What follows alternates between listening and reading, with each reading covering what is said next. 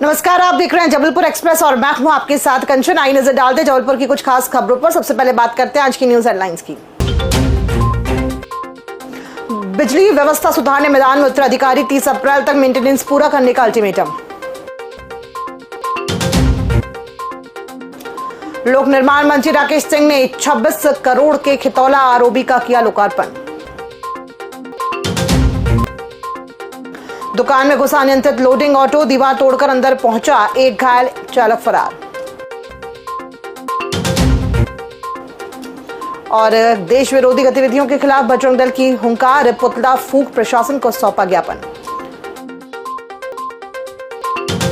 आइए बढ़ते हैं खबरों की ओर। जबलपुर में बिजली व्यवस्था सुधारने के लिए विभाग ने सख्त कदम उठाए हैं।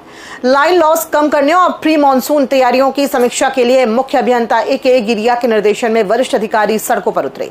अधीक्षण यंत्री संजय अरोड़ा और खुशियाल शिववंशी ने अपने अपने क्षेत्रों में मेंटेनेंस कार्यों का निरीक्षण किया। अधिकारियों ने 30 अप्रैल तक सभी जरूरी काम पूरे करने के निर्देश दिए ताकि बारिश में निर्बाध बिजली आपूर्ति बनी रहे। निरीक्षण के दौरान ट्रांसफार्मर मीटर जांचे गए, ढीले तार कसवाए गए हैं, पुराने इंसुलेटर बदले गए और पेड़ों की शाखाएं हटवाई गई। विभाग ने 56 उपकेंद्र, 42 फीडर और 4891 ट्रांसफार्मरों के मेंटेनेंस का लक्ष्य तय किया है। साथ ही लापरवाही पर कार्रवाई की चेतावनी दी गई है। माननीय ऊर्जा मंत्री जी, माननीय प्रबंध संचालक महोदय और हमारे चीफ इंजीनियर साहब एवं सभी वरिष्ठ अधिकारियों के निर्देशानुसार यह मेंटेनेंस कार्य किया जा रहा है। ये साल में अमूमन हम लोग 2 बार करते हैं। जिसको अभी कर रहे हैं वो प्री मानसून मेंटेनेंस कर रहे हैं।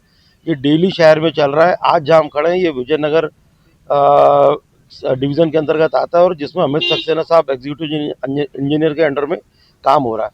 आप देखेंगे कि सबसे पहले हम लोगों ने यहाँ पर जो करा है, एक IUMS हमारा है पोर्टल, उसके थ्रू हम लोगों ने कंज्यूमर्स को SMS फ्लोट कर रहे हैं। यानी एडवांस में लोगों को मालूम था कि आज सुबह 8 से 11 तक हम मेंटेनेंस करेंगे, जिससे कि वो अपनी तैयारी कर सके। सुबह 8 बजे इसलिए करते कि लोग जो भी पानी भरना हो या जो डेली रूटीन हो वो काम हो जाए। और उसके बाद हम लोगों ने यहाँ पर पूरा सेफ जोन बनाया, जिसमें कि एक डिस्चार्ज रॉड आप देख सकते हैं, डिस्चार्ज रॉड टंगी है, शॉर्ट सर्किट करा। जब पूरा सेफ जोन बन गया फिर हमारी टीम पूरी बारीक काम कर रही है। झाड़ काटना तो एक मोटा मोटा काम होता है, उसके अलावा जैसे पिन इंसुलेटर्स हैं, लाइटनिंग अरेस्टर हैं या AB स्विच के कॉन्टैक्ट्स हैं, जितनी भी ऐसी चीज़ें सब कर रहे हैं। और ये विशेष ध्यान दिया जा रहा है कि स्टाफ हेलमेट में रहे, पूरे टूल्स एंड अप्लायंसेज रहे और एक बार में हो जाए, जिससे कि जो ट्रिपिंग्स थोड़ी बहुत आ भी रही हैं वो अब नहीं आए। और इसकी मॉनिटरिंग हम लोग अपने MDM पोर्टल से करते हैं रेगुलरली। जबलपुर जिले के सिहोरा क्षेत्र में खितौला फाटक पर 26 करोड़ रुपए की लागत से बने रेलवे ओवरब्रिज का लोकार्पण लोक निर्माण मंत्री राकेश सिंह ने किया। इस मौके पर उन्होंने लोक निर्माण से लोक कल्याण को विभाग का उद्देश्य बताते हुए कहा कि जिले में 3500 करोड़ रुपए के विकास कार्य स्वीकृत हैं, जिनमें 400 करोड़ के काम सिहोरा में चल रहे हैं। मंत्री ने लोकपथ ऐप के जरिए सड़कों की शिकायत दर्ज कराने और लोक कल्याण सरोवर जैसी पहल की जानकारी दी। ओवरब्रिज शुरू होने से 20 गांवों की 25,000 आबादी को जाम और रेलवे क्रॉसिंग से राहत मिलेगी। विधायक संतोष बरकड़े ने इसे क्षेत्रीय विकास के लिए अहम बताया है। निश्चित रूप से जब मैं सांसद था तो लंबे समय से, लगभग मुझे लगता है 25 साल से ये मांग थी इस क्षेत्र में कि यहाँ पर ओवरब्रिज बनना चाहिए। और यहाँ लोग कहते थे कि कुछ मिले या ना मिले, कम से कम ये ओवरब्रिज मिले। और लोगों को कठिनाई भी बहुत थी। अंततः जैसे ही देश में माननीय मोदी जी के नेतृत्व में सरकार बनी, माननीय गडकरी जी भूतल परिवहन मंत्री बने, तो मुझे लगा कि अब राह आसान हो गई है। और बहुत सारी सौगातों के साथ फिर रेलवे ओवरब्रिज की सौगात भी मिली, जिसका निर्माण पूरा होने के पश्चात आज विधिवत वो सिहोरा खितौला वासियों को समर्पित है, जो न केवल सिहोरा खितौला बल्कि आवागमन के एक महत्वपूर्ण साधक के साधन के रूप में वो आसपास के जिले के उन लोगों को भी राहत प्रदान करेगा जिन्हें रेलवे फाटक पर घंटों इंतजार करना पड़ता था। जबलपुर के बेलखाड़ू स्थित सिमरिया तिराहे के पास एक बड़ा सड़क हादसा टल गया जब तेज रफ्तार लोडिंग ऑटो अनियंत्रित होकर दुकान में जा घुसा। जानकारी के अनुसार पाटन क्षेत्र से गेहूं लेकर मंडी जा रहा ऑटो बंटू साहू की दुकान की दीवार तोड़ते हुए अंदर घुस गया, जिससे लाखों रुपए का सामान क्षतिग्रस्त हो गया। राहत की बात रही कि घटना के समय दुकान खाली थी, जिससे कोई जनहानि नहीं हुई है। हादसे में ऑटो में सवार चंचल जैन गंभीर रूप से घायल हुए, जिन्हें तत्काल अस्पताल पहुंचाया गया। दुर्घटना के बाद चालक मौके से फरार हो गया। पुलिस ने मामला दर्ज कर उसकी तलाश शुरू कर दी है। गाड़ी आई, सिमरिया तिरगड्डा आई, गाड़ी आन के सिमरिया तिरगड्डा से वो कूद गया, आन के मकान में जाकर आदमी बरक गए अंदर से। पूरी है ना दुकान पूरी विनष्टा हो गई। दुकानों की 2 दुकानें टूट गई। कौन सी गाड़ी थी? गाड़ी अशोक लीलैंड है। ड्राइवर गायब हो गया है। जो उसका माल रखा, माल भी भरा रखा है उसमें। क्या माल है? गेहूँ उसमें। बजरंग दल और विश्व हिंदू परिषद के कार्यकर्ताओं ने शनिवार को शहर में देश विरोधी गतिविधियों के खिलाफ जोरदार प्रदर्शन किया। इस दौरान कार्यकर्ताओं ने पुतला दहन कर नारेबाजी की और जिला कलेक्टर के माध्यम से राष्ट्रपति के नाम ज्ञापन सौंपा। ज्ञापन में धर्मांतरण, अवैध कब्जों और महिला सुरक्षा जैसे मुद्दों पर सख्त कार्रवाई की मांग की गई है। संगठन के पदाधिकारियों ने कहा कि यदि प्रशासन जल्द ठोस कदम नहीं उठाता है तो उग्र आंदोलन किया जाएगा। प्रदर्शन के दौरान बड़ी संख्या में कार्यकर्ता मौजूद रहे और प्रशासन से तत्काल कार्रवाई की मांग की गई।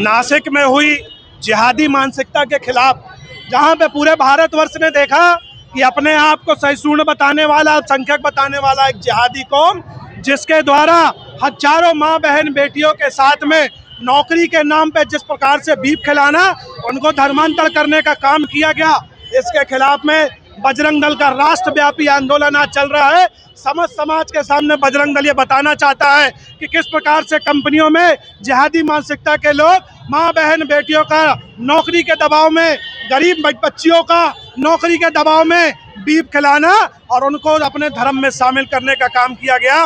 बजरंग दल इसका पुरजोर विरोध करने के लिए आज यहाँ पर पुतला दहन किया है और भविष्य में ऐसी पुनरावृत्ति होगी तो बजरंग दल अपनी भाषा में जवाब देगा। जबलपुर के चरगवा क्षेत्र में किसानों ने गेहूं उपार्जन केंद्र की दूरी को लेकर नाराजगी जताई है। ग्राम कटोरी, जमुनिया, नया नगर और चीरापूड़ी सहित कई गांवों के किसानों का कहना है कि मौजूदा केंद्र उनके गांवों से करीब 35 किलोमीटर दूर है, जिससे परिवहन खर्च और समय दोनों बढ़ रहे हैं। किसानों ने प्रशासन से मांग की है कि चरगवा से 2 किलोमीटर दूर स्थित राधा वेयर हाउस को उपार्जन केंद्र बनाया जाए, जहाँ वे पहले भी फसल बेचते रहे हैं। किसानों ने चेतावनी दी है कि मांग पूरी नहीं होने पर जबलपुर चरगवा मार्ग पर चक्का जाम कर आंदोलन किया जाएगा, जिसकी जिम्मेदारी प्रशासन की होगी। भाई साहब, हम लोग चरगवा क्षेत्र के किसान हैं और चरगवा क्षेत्र सैफरा तहसील के अंतर्गत आता है। क्या है, प्रशासन की ओर से गलत निर्णय लेते हुए 1 किलोमीटर की दूरी पर 2 खरीदी केंद्र ने खोल दिए हैं और जबकि चरगवा क्षेत्र का लगभग 50 से 60-70 गांव का किसान 101 गांव का किसान कहाँ जाएगा। आपने 1 किलोमीटर में 2 खरीदी केंद्र खोल दिए और 30 किलोमीटर से किसान इन केंद्रों में कैसे आएगा। कोई 2 एकड़ किसान है, कोई 3 एकड़ किसान है, कोई 4 एकड़ किसान है, वो अपनी उपज लेकर इन केंद्रों तक कैसे आएगा। ये अधिकारियों का इसमें मिली भगत प्रतीत होती है। चूँकि चरगवा क्षेत्र में पिछले 40 सालों से केंद्र स्थापित किया जाता था, लेकिन इस बार प्रशासन के अधिकारियों की मिली भगत से 1 किलोमीटर पर 2 केंद्र खोल दिए और बाकी का 30-40 किलोमीटर का हिस्सा ने छोड़ दिया। इसलिए आज कलेक्टर महोदय से मिलने आए थे, लेकिन वो उपलब्ध नहीं हो सके। तो हम लोग अब 4 बजे का समय दिया गया है, प्रयास करेंगे कि उनसे मुलाकात हो और हम अपनी समस्याओं को उनके सामने रखें ताकि हम लोगों को अपने अधिकार प्राप्त हो सके। जबलपुर में माध्यमिक शिक्षा मंडल और सीबीएसई बोर्ड परीक्षाओं में विद्यापीठ संस्थान का परिणाम इस वर्ष बेहद शानदार रहा। देश भर में संस्थान के 72 विद्यार्थियों ने 99% अंक हासिल किए, जबकि 261 छात्रों ने 95% से अधिक अंक प्राप्त कर उत्कृष्ट प्रदर्शन किया। कुल 727 विद्यार्थी मेरिट सूची में शामिल हुए हैं। जबलपुर शाखा में भी परिणाम उत्साहजनक रहा, जहां 80 में से 10 छात्रों ने 95% से अधिक अंक हासिल किए। संस्थान प्रबंधन ने सफलता का श्रेय विद्यार्थियों की मेहनत, शिक्षकों के मार्गदर्शन और अनुशासित पढ़ाई को दिया है, जिससे छात्रों और अभिभावकों में खुशी का माहौल है। पूरे अगर मैं हमारे भारत में स्थित विद्यापीठ के रिजल्ट की बात करूं, संपूर्ण परिणाम की बात करूं, तो हमारे लगभग 72 स्टूडेंट्स, 72 बच्चे ऐसे हैं जो 99 से अधिक अंक जिन्होंने अर्जित किए हैं।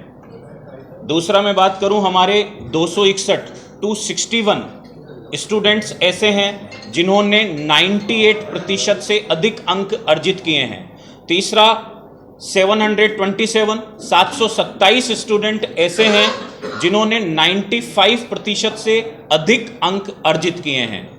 तो इन सभी बच्चों को पीडब्ल्यू विद्यापीठ संस्थान की तरफ से अनंत शुभकामनाएं एवं बधाई।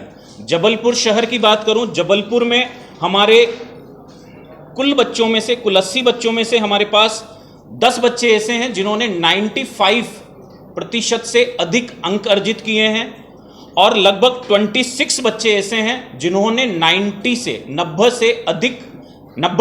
से अधिक अंक अर्जित किए हैं।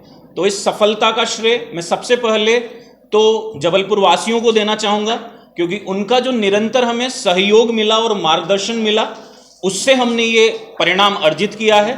और दूसरा, मैं उन बच्चों और अभिभावकों को देना चाहूँगा कि उनके दिन रात के परिश्रम, समर्पण और कठिन अनुशासन की ये खुद कहानी है। और तीसरा, मैं पीडब्ल्यू संस्थान के जो अध्यापक गण हैं उनको, और साथ में जो सपोर्टिंग स्टाफ है जो पर्दे के पीछे काम करता है, उसका भी बहुत बड़ा रोल होता है। उन सबको मैं आभार व्यक्त करना चाहूँगा और आप सबका दिल की दहलीज पर पलके झुकाएं। हार्दिक आभार, धन्यवाद, वंदे मातरम, जय हिंद, जय भारत। मेरा शुभ नाम है doctor Ajay Gautam, centre head PW Vidyapeeth Jabalpur. Jabalpur में संयुक्त पिछड़ा वर्ग मोर्चा के बैनर तले प्रतिनिधियों ने जिला कलेक्टर कार्यालय पहुंचकर विभिन्न मांगों को लेकर ज्ञापन सौंपा। मोर्चा ने केंद्र सरकार से यूजीसी बिल पर सर्वोच्च न्यायालय द्वारा लगाए गए रोक को अध्यादेश के जरिए निष्प्रभावी करने की मांग की। साथ ही महिला आरक्षण विधेयक में ओबीसी, एससी और एसटी वर्ग की महिलाओं के लिए पृथक प्रतिनिधित्व सुनिश्चित करने पर जोर दिया गया।